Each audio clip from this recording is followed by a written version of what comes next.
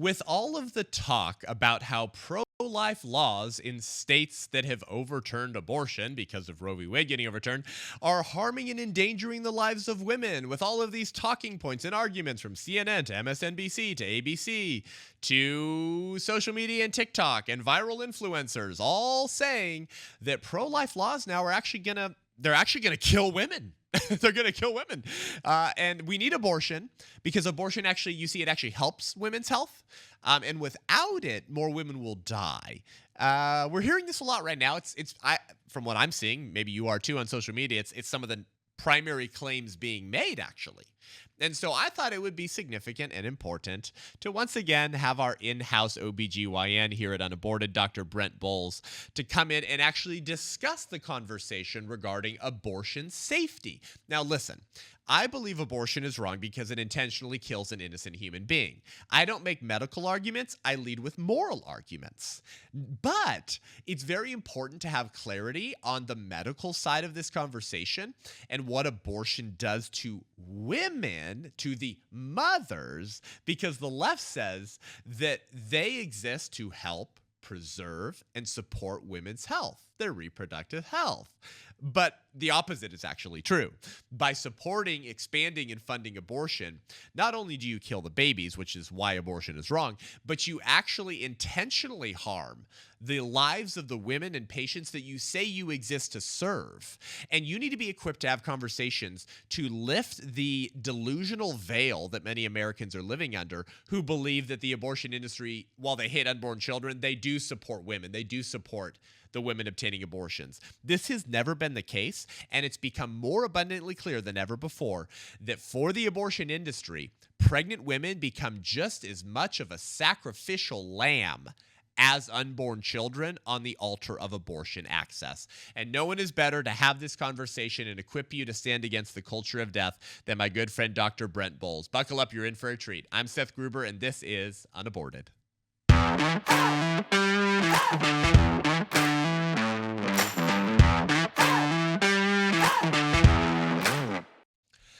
Dr. Brent, welcome back to the show, brother. Hey, Seth. How are you? Good. Tired. We're cranking over here. I'm sure you're very busy as well. So much is happening now with Roe versus Wade getting overturned. We're celebrating, but as you and I know, this was never the end of the pro-life movement. This was actually the beginning of the pro-life movement. Now that states can protect unborn children, we're actually just beginning until every unborn child is protected in our laws. Hey, we did a really fun breakout session at Heartbeat International Conference a few months ago, and you and I, obviously smoked one too many cigars as well. But Heartbeat International is a big fan of you. You're, of course, the medical director for the abortion pill reversal at Heartbeat International. You have been the on-call doctor when you were in Tennessee in the Nashville area for women who would call the abortion pill reversal hotline to help women reverse it because they wanted to exercise their choice to reverse the abortion and keep the child. And you've actually delivered babies, Dr. Brent, whose lives were spared because you helped to get their mothers on the abortion pill reversal. So you're incredibly qualified to have these conversations. And we did a great session together at the Heartbeat International Conference in Florida recently, where we went through the conversation regarding abortion safety. And I said there what I'll say again now, is that most pro-lifers are not informed on these conversations and on what abortion does to women. And to some extent, I understand why, because we're leading with moral arguments. We're saying abortion's wrong because it takes the life of a child, of a baby. Whether it harms the mother is actually beside the point when you're talking about why it's wrong, right? Abortion's not wrong because it harms women. It's wrong because it kills a baby. Oh, but also it harms women. And so being equipped to have that conversation is important because I believe this, Dr. Brent, and I believe it with good reason. There are a lot of Americans who are living under the false illusion that the abortion industry, while they don't care about the baby, they do love and support the women who are obtaining abortions. That they're going to do everything they can to protect her health, to promote her health and well-being, and not to unnecessarily harm her. A lot of Americans believe that. I know some people who could call themselves pro-life, Dr. Brent, who would say that they believe that. that they don't like the abortion industry because they're pro-life, but they think that the abortion industry does want to help and protect women. This could not be further from the truth, and it's becoming more and more clear of their true agenda. So, with having said that, I want to have this conversation with you about statistics, about documented evidence that we've had actually for some time that shows some of the negative consequences and implications of abortion for women. And it's so incredibly well documented and proven that guess what? The abortion industry knows this. They know this, but they bury the data because it would prevent them from promoting and profiting off of abortion to the degree that they want to. So there are at least 3 abundantly documented ways in which abortion is actually very harmful and dangerous just to the woman getting the abortion. So, with having set up that conversation, let's talk about those fundamentally at least 3 different ways. And I want to defer over to Dr. Brent Boles, our in-house OBGYN here at Unaborted. Well, thank you, Seth. I appreciate the opportunity to talk to you about this. We've talked about it before. I think, had really good success when we did this topic at Heartbeat, and I'm glad to be able to do it again with you. I'd like to open with the comment that abortion is the ultimate disrespect of the woman's bodily autonomy. Pro-lifers, just take the next several minutes while we're talking here and do something that's really difficult for a pro-life person to do. Forget that there's a baby involved. For the next little bit, we're just going to be talking about the risks to the woman, because the other side wants to talk about how it's the safest procedure in all of medicine, that medication abortion is safer than Tylenol. Well, there's a little pesky thing in medicine called informed consent, where the physician about to provide a new treatment with medication or a surgical procedure is obligated to discuss the procedure with the patient, the reasons why it's being done, the reasons why it's being offered, the benefits and the risks, the potential risks. And the woman is supposed to have the opportunity to ask questions about those risks once she hears about them and then decide. And for a woman to go into that and make the decision without all the facts, well, she may be choosing to allow something to be done to and within her body that she wouldn't choose if she knew the truth about the risks. Therefore, all these people who are out there screaming bodily autonomy, my body, my choice, not only is it not your body that's being destroyed in an abortion, but your body is actually being put at risk, and you don't even know it because they're lying to you about it. The respect of the woman's bodily autonomy would include an honest and forthright discussion about what abortion can do to you. So a resource that the abortion industry points to when they want to cite how they've debunked the risk of increased breast cancer and how they've proven that there's no impact on future pregnancies and how there's no impact on mental health, they like to cite this book. Let me see if I can get it on the screen. The Safety and Quality of Abortion Care in the United States. And unlike most of the people tweeting and Instagramming and stuff like that right now who talk about the Dobbs decision and talk about miscarriages and ectopics, where they haven't really read what they're talking about, they haven't looked at it, they haven't studied it. I'm not like that. I've read this. Nice. Good for you. It was written, it's a report prepared by a group called the National Academies of Sciences, Engineering, and Medicine. Now, this is a group that was ostensibly created to provide objective, scientific, thoughtful and considerate commentary on different scientific issues, engineering processes, medical issues, and the people who are commenting on such things are supposed to be free from bias, free from conflicts of interest.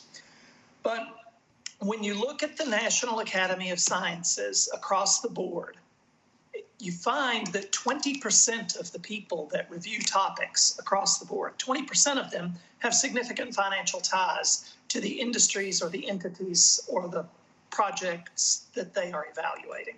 Right. So, that's a pretty big number. 1 out of every 5 of the people who write reports for the National Academy of Sciences are potentially influenced by their own personal financial interests. Wow. All of the people that wrote and contributed to this report on abortion, every single name I recognized is a prolific publisher of material on abortion and works for universities and institutions as abortion instructors and abortion providers and abortion researchers, and work, for example, for Danco Pharmaceuticals, whose only commercial product is the abortion pill. The abortion pill, yeah. Isn't that funny, by the way, Dr. Brent, that people always discredit pro-life sources? You hear the pro-aborts on the left in America say this all the time. If I cite something from a credible source, but that happens to lean pro-life or have individuals involved that are publicly supportive of the pro-life movement, the left wing in America immediately discredits them and says that's a conflict of interest. You can't. But then they cite their folks who are all publicly and unapologetically involved with abortion rights groups or universities that promote and teach abortions, and they're just following the science, though. It's ridiculous. Continue. So virtually 100% of these writers have significant financial ties or professional associations with the abortion industry. I didn't recognize any pro-life names in there. I didn't recognize any neutral names. Typical. If there is such a thing as a neutral person on the issue of abortion anymore. So first, that goes to show that there's really a problem in the way this report was written. But we're going to look specifically at the 3 major issues that I wanted to cover here. First, it's very common for the abortion industry to say it really has no impact on a woman's future mental health. Oh my gosh, they lose their freaking minds if you say that abortion might impact your future mental health as a woman. I mean, like that's like a lynch mob. If you say that, I've said things like that to pro-abortion crowds. Oh my gosh. They look like a deer in the headlights first, and then they turn into a demon. Like that. Like that's got to be one of the most denied claims in the culture wars that I've ever heard. It is, but you can't really deny it if you're objective. There are somewhere in the neighborhood of 3,000 pro-life pregnancy centers across the country, and these centers don't just exist to coerce the woman or convince her to have the baby and then kick her to the curb afterwards. They not only provide baby clothes and diapers and wipes and formula and cribs and strollers and car seats, and most of them will remain involved with the life of a woman who needs their help for 2 or 3 years after the delivery. Giving lie to the frequent statement, oh, you don't care about them, you just want them to be born, and then you don't care about them. Total lie. We give the pro-life individuals in America give several $100 million a year to these nonprofits, and nobody is making money off of it. The people who work at pro-life pregnancy centers are not getting rich on their salaries, and large numbers of staff are volunteers. They're not paid.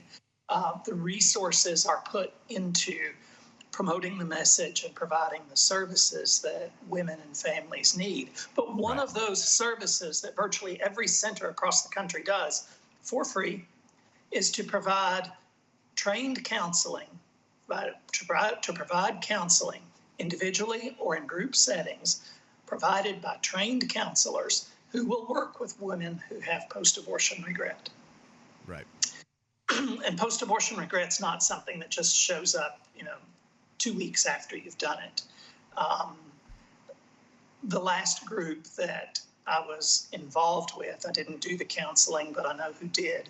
The last group that I was involved with like that, the facilitator told me that one of the women attending her group was in her 70s, who had had an abortion very early after Roe, and had never told anyone. And it wrecked her. She completely lacked the ability to think that she was ever worth having a relationship with anyone, that she could ever be a good mother because of what she had done. And she was now in her 70s, living alone, no one in her life, no husband, no boyfriend, no children. And she had never told anybody. Wow. 50 years of suffering. And that's just one person. How many of the 60 million abortions that have been done in America since then have mothers who have suffered like that? Well, and that's because motherhood is so fundamental, right? Biology is so fundamental to who we are. I mean, you think about sex, you think about people's sex drive, people's desire to create new life, or to engage in the act that creates new life while denying that you're involved in creating that new life. But you know what I mean, right? That these parts of our biological selves are so fundamental to who we are. And so leftism and abortion really entails this kind of like hatred of biology, this hatred that there are moral structures and moral constraints that come along, go hand in hand with biological realities. Do you know what I mean, Dr. Brent? That something kicks in at a fundamental metaphysical level when you get pregnant. Your body is telling you that you're a mother. It's preparing to nurture the child that will come forth from your womb that is already existing inside of your womb.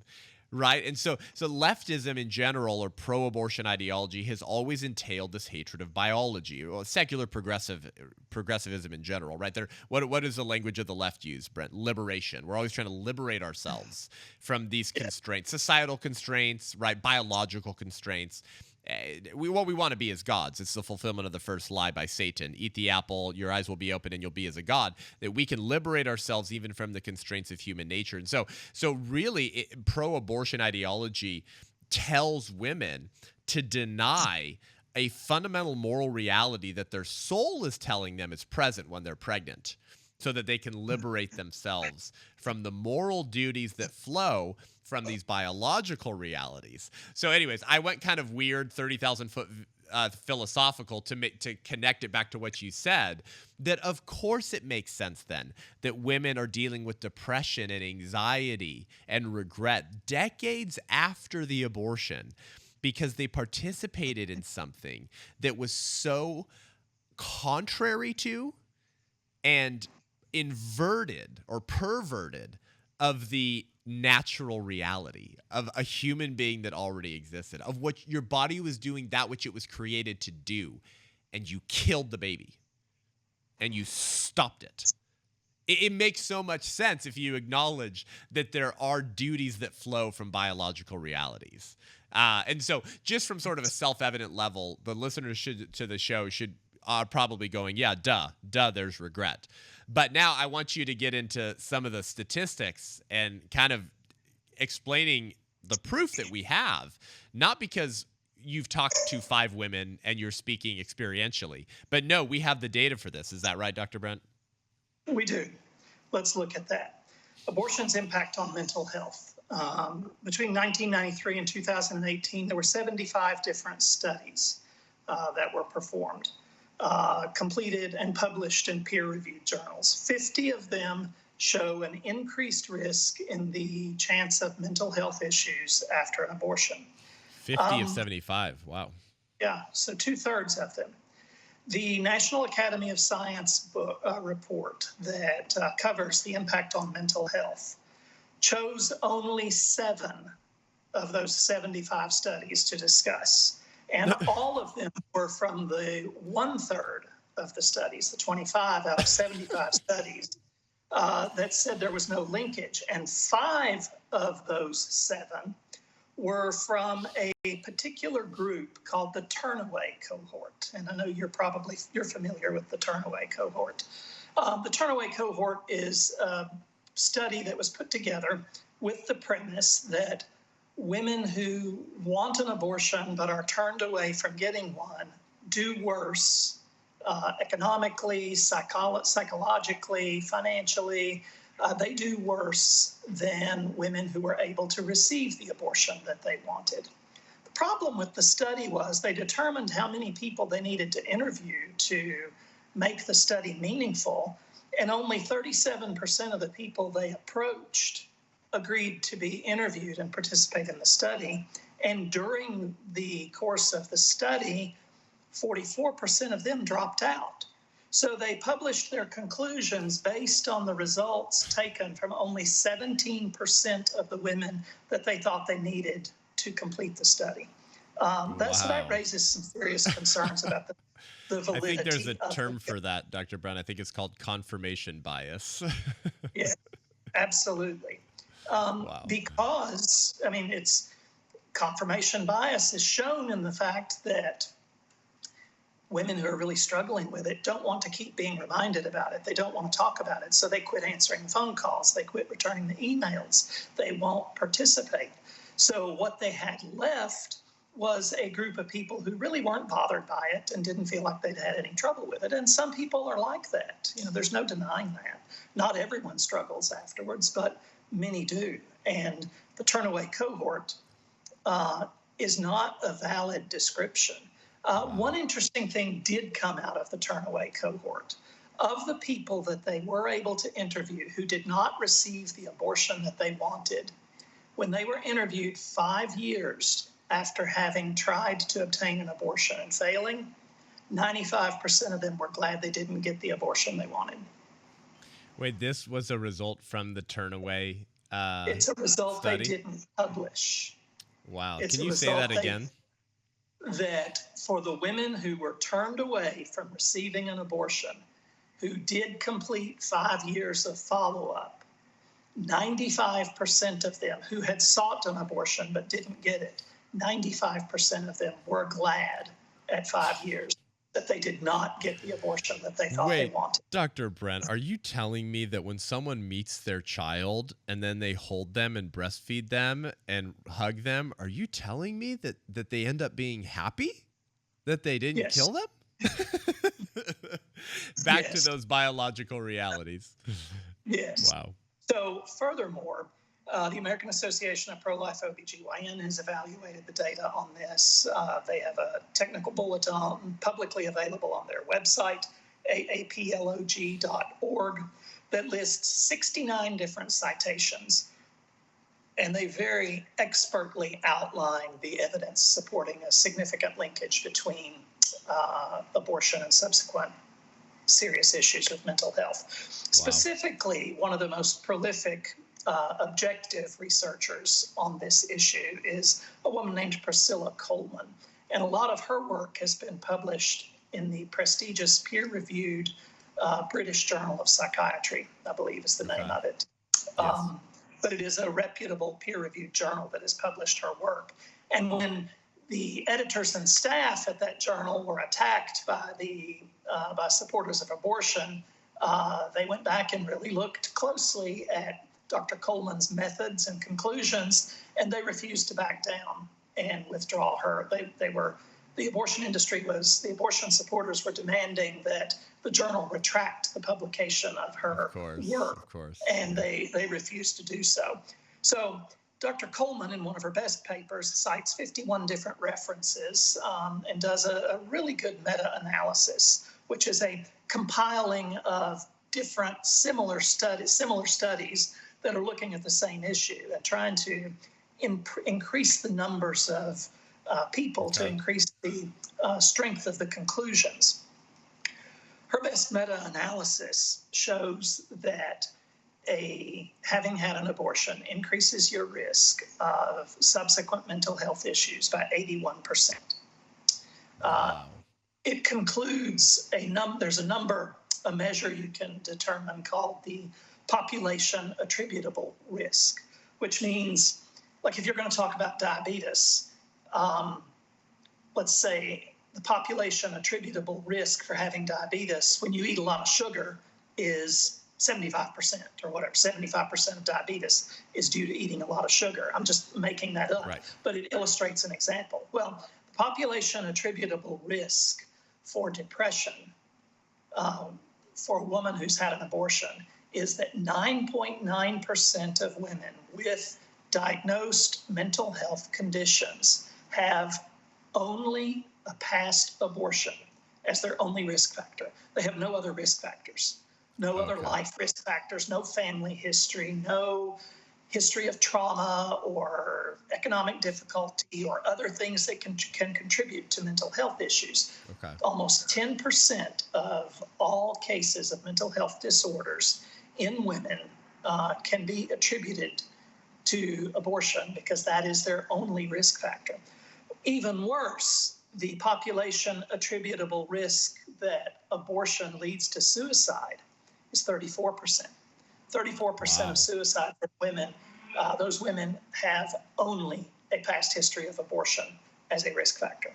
So Wow. to say in your informed consent process, to say That's right. in your public news releases and on social media that abortion has no impact on women's mental health is simply not supportable by the data.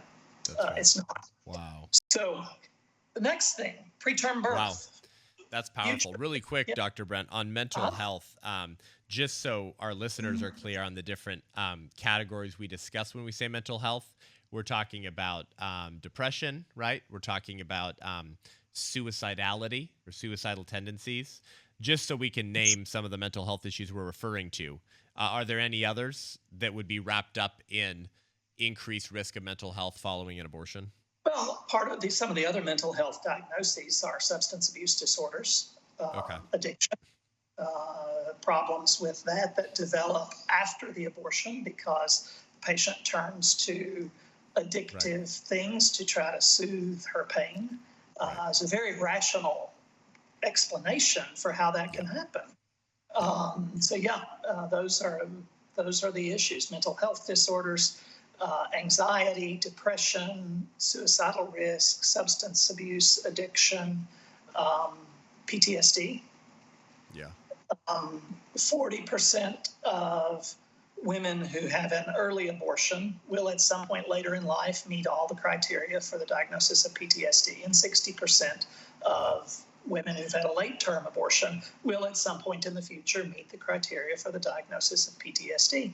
And that is not from a small group of only like 50 patients or anecdotal data that I can tell you I saw in a small group. That information comes from a database of almost 200,000 Medicaid patients who are women in the state of California, and looking closely at that data. So you're talking not about a small group, you're talking about the evaluation of hundreds of thousands of health records to determine these associations. Wow. So Thank you, Dr. Brent. Next thing, they like to say, well, having this abortion there won't be any impact on your future pregnancies. There won't be any impact on your future pregnancy risk. Which is huge for a lot of women, because a lot of women who get an abortion, especially if it's their first, they have future aspirations for being a mother, and they defend the slaughter of one child with they defend that killing by saying, I'm not ready to be a mother. I'm not positioned or equipped to be a mother. So of course what they're saying is, I want to be a mother one day. It was like, we would say, well, you're a mother right now, but anyways, and so therefore I kill the one child to increase the kind of better mother that I'll be in the future. And so when you talk about informed consent, guys, this is hugely important because, again, like Dr. Brent said, we're setting aside the unborn child for just a second, because why we're having this conversation is to prove to you guys that the abortion industry and their leaders, they know the things that Dr. Brent is saying. They know that they don't have a statistical basis on which to stand to claim that abortion in no way increases mental health issues. It in no way increases subsequent preterm birth and different pregnancies. They know they don't have a statistical basis to stand on. So they're saying it anyways to intentionally harm women because that's how much they care about abortion. So once again, the reason we're having this conversation is to equip you guys to prove that to others and to lift the scales from the eyes of people who falsely believe that the abortion industry is invested in caring for the lives and health of women. So it would be very important for women who want to have children at a later time and are going to kill one now to be told, oh, you could actually be harming your future pregnancy chances. So back to you. Yeah. So over the last few decades, there have been 168 studies from around the world that look at the association between induced abortion and subsequent preterm birth in future pregnancies.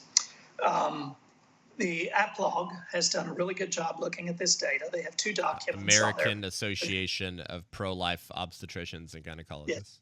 Yes, not a small group, nearly 10,000 members. It's not a fringe minority. This is a large and growing group of professionals. There are 2 bulletins on their website. Bulletin 5 looks at 47 of these studies, citing 47 different references, and Bulletin 11 cites 238 different references. You know, I said there were 168 studies, but then there are other studies where people have commented on the study. So they did a massive amount of work to search the literature in the database and not throw anything out because it didn't say what they wanted it to say, like the National Academy of Sciences does. They included everything. So APLOG looked at everything. Yes. And what about the National Academy of Sciences? Well, out of 168 studies, they picked 5. To make the claim that abortion does not increase your risk of subsequent preterm birth. Wow. When the vast majority of 168 studies say that it does, they chose 5 that says it doesn't and ignored the other 163.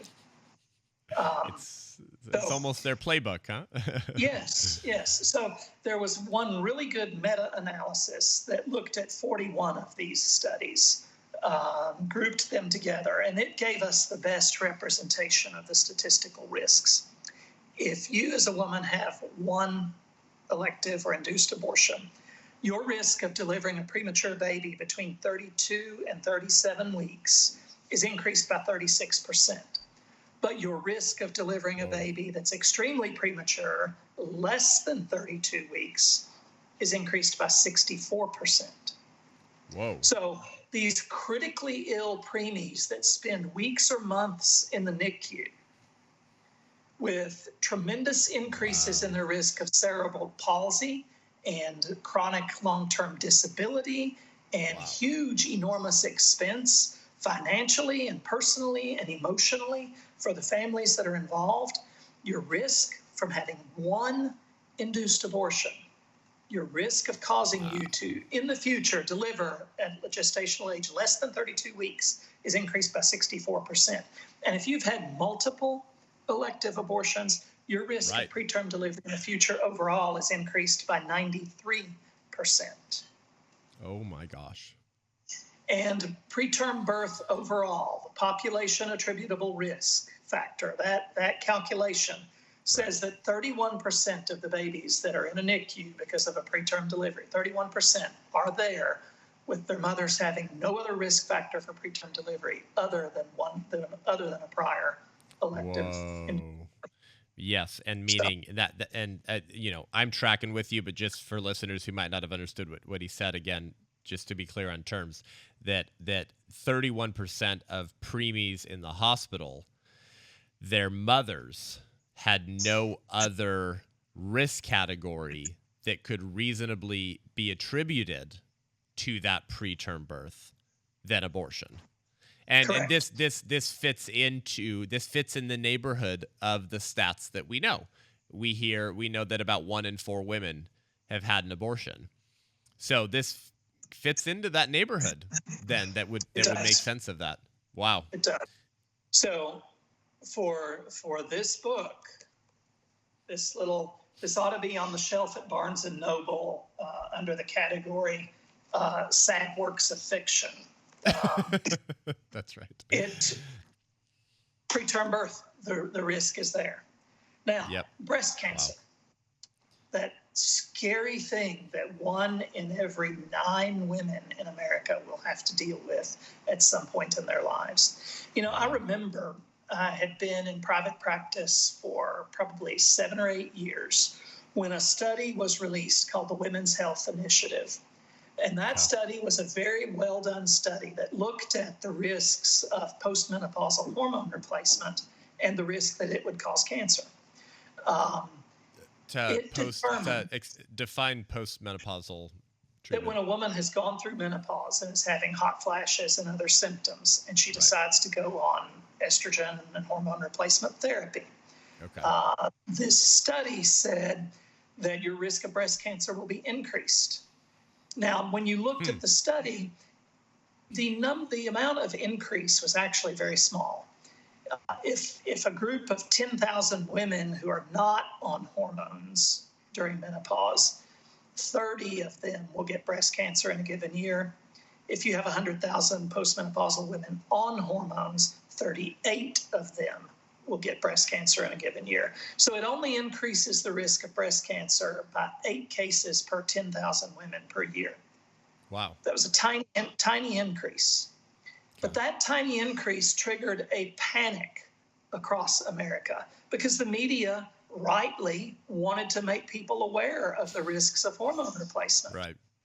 And our office for several weeks got 150 phone calls a day from patients demanding an immediate appointment to come in and talk about their hormone replacement because they were terrified they would get breast cancer.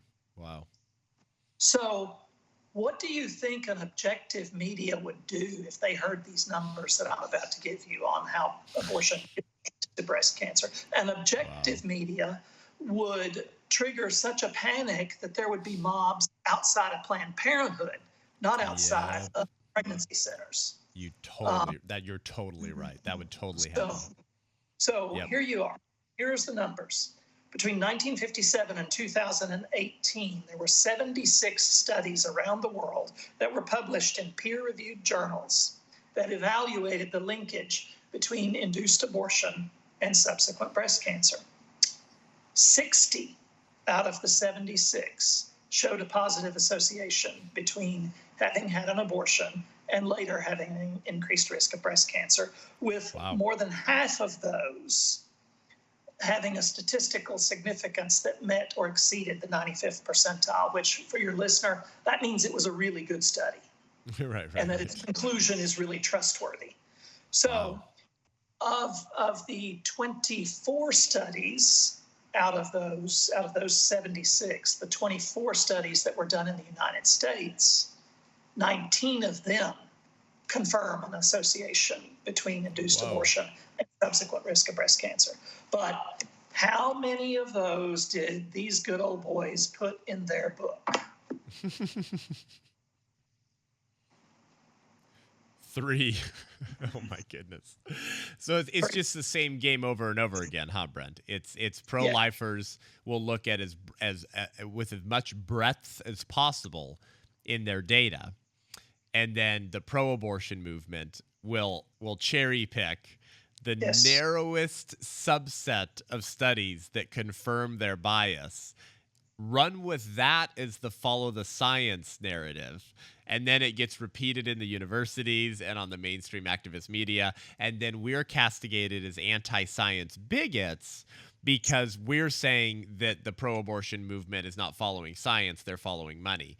But in each case, they're cherry picking from the minority that prove that don't affirm what the majority of the cases show. It's just like, anyways. But for pro-lifers, Brett, this doesn't surprise us because those who murder babies will have no moral qualms with lying.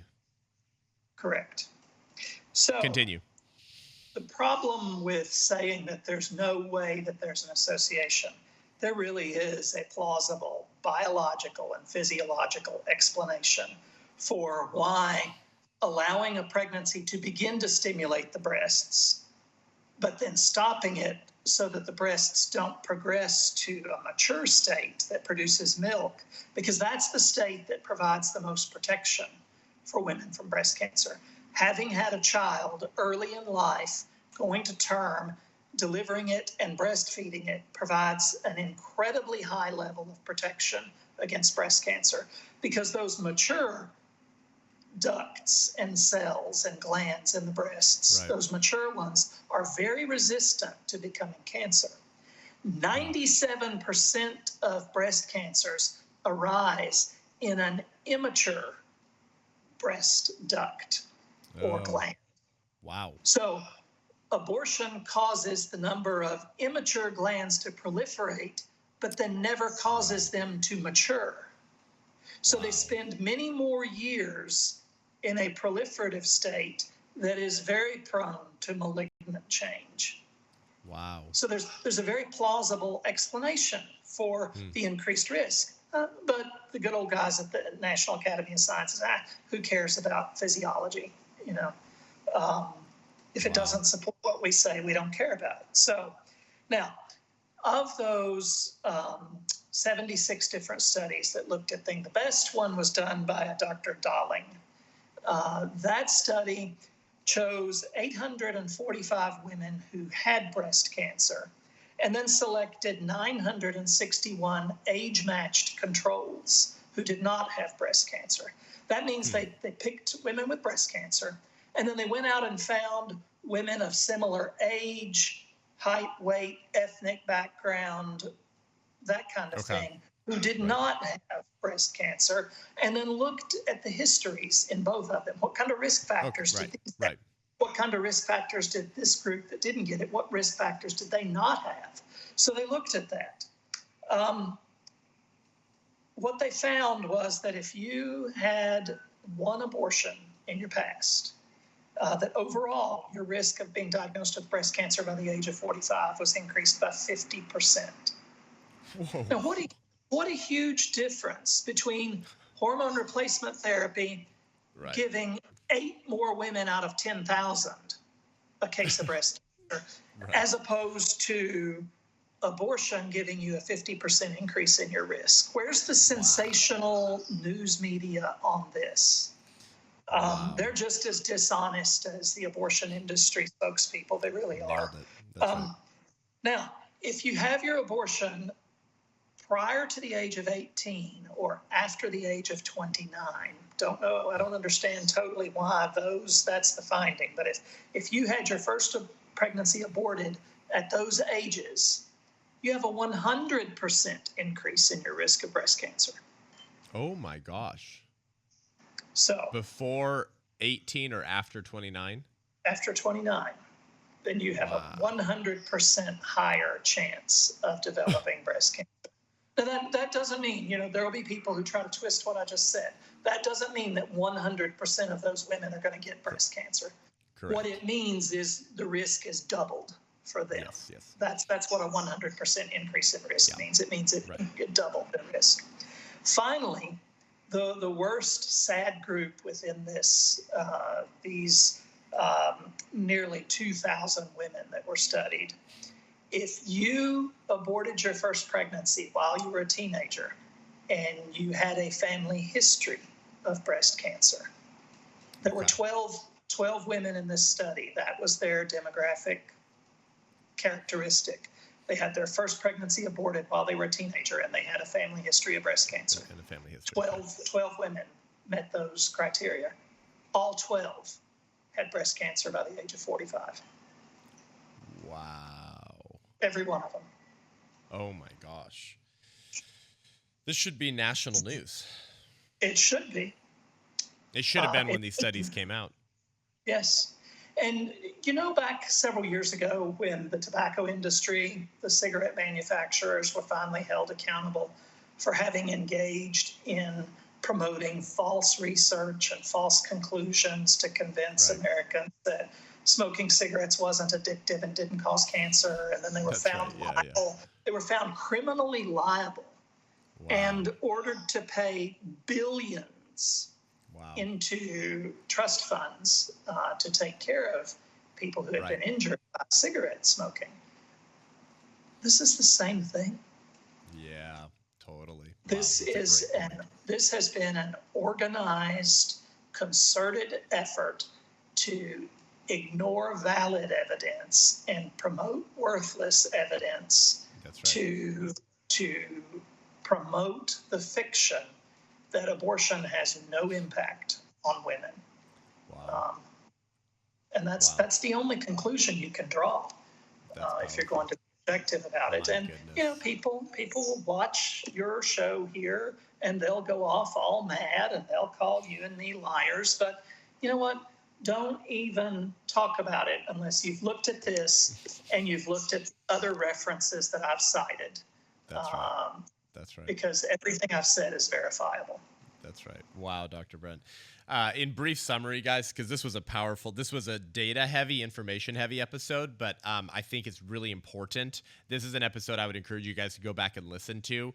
And so, in short, abortion increases your chance of mental health issues in the future, subsequent preterm birth, and subsequent breast cancer, and that risk increases with each abortion that you get. And so, again, I want to make this point just because I want my listeners to hear me say it over and over and over and over again so they take this away. The people at the National Academy of Sciences who deny that abortion increases your chance of any one of these three things or all of these three things, these are not stupid people, right, Dr. Brent? I mean, these are smart people. And they would have had to have looked at the 75 studies in mental health, the 168 studies in subsequent preterm birth, and the 76 studies in subsequent breast cancer risk. They would have had to look at these studies to sift through them to pick out the ones that confirm their bias. So it's like when if you think about how this process works, guys, these evil people are aware of the vast majority of studies in the medical research that disprove the claim that they're entrenching into the society and the activist media. They're aware of all of that, but they selectively select them. They cherry pick them because they profit off of abortion, because it allows them to remake the world in their image, because it allows them to have orgasms without responsibility. And so you need to realize and wake up to the fact, and I'll say it once again, the pregnant women that the abortion industry says they exist to serve and love treat these women as just as much of a sacrificial lamb, as expendable, as they already believe the unborn child to be. And so when people say, Dr. Brent, that the woman is the second victim, some pro-lifers hate that kind of talk because it says you're not a victim if you kill your child. And you know what? I in many ways I do believe that. The child is the victim, you know. But we also need to understand that the abortion industry does prey upon women as well. It doesn't mean for the immediatists, abolitionists out there who hate me, it doesn't mean that the woman is not responsible. We're all responsible for our sin and for our choices. But it does mean that there is a culture and an incentive to prey upon the pregnant women because they have to say yes to the abortion for you to make the blood money, for you to profit off of killing these children. So necessarily the mothers have to be lied to. And they know they're lying. They don't care that they're lying. And so you need to re-listen to this episode again and again, you guys. Dr. Brent is such a gift to the pro-life movement and to us here at Unaborted, because this gives you the statistical ground to stand upon to wake up those pro-choice moderates in America. You know who I'm talking about. They don't like third trimester abortions, but they're okay with first trimester abortions. There was a Gallup poll in 2019, by the way, Dr. Brent, that found that only 13% of Americans want abortions legal in the third trimester. Only 13%, but the percentage goes ways up in the first trimester. So those are pro-choice moderates. We can reach those people by exposing to them the evil agenda of the abortion industry that preys upon the pregnant women.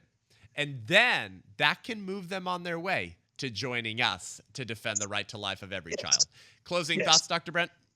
A couple. One, just remember that so many of the women who have had abortions were convinced by the abortion industry rhetoric. They've worked really hard to make everyone believe that it's not really a baby, Right. that it's not a baby yet.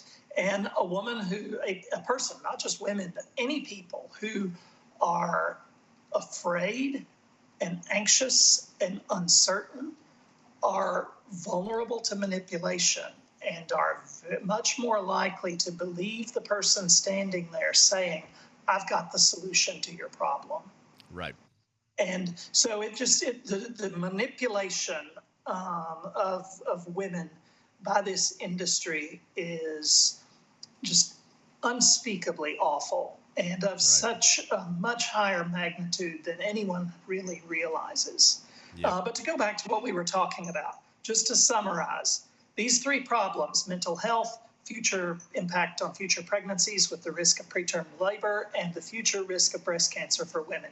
Nearly 350 studies evaluated these three issues, and the National Academy of Sciences only looked at 15 of those. Oh, wow. Nearly 350, and they cherry-picked 15 to make their point. Of course. While dishonestly and disingenuously ignoring the preponderance of data that says otherwise. Yep. Wow. Unreal, Dr. Brent. I was taught, I was informed today. Thank you, brother. Guys, thank Dr. Brent. Go follow his Facebook page, his Twitter. He has great commentary and content on the front lines of the abortion wars. We'll see you soon, brother. Thank you, sir. Hey, guys, thanks for joining the show today. Head on over to iTunes, Spotify, YouTube. Give the show a rating and review. Follow Dr. Brent on his Twitter and Facebook page. We'll put the links in the show notes. Go back and listen to old episodes with Dr. Brent. He's an absolute treasure of information to the pro-life movement. If you want to follow me online, you go to Instagram, TikTok, Twitter, Facebook. Give me a follow. We really appreciate it. Help our content take off. We're debunking a lot of lies right now that you're hearing with the overturning Roe versus Wade. And if you want to book me for an event or see my speaking schedule, go to www.sethgruber.com. And to join the White Rose Resistance and build an army of resistance against the culture of death, against our deadly holocaust of abortion. If you want to become an ally of the White Rose Resistance and the new organization that I'm building, go to www.thewhiterose.life. Until next week, I'm Seth Gruber, and this is Unaborted.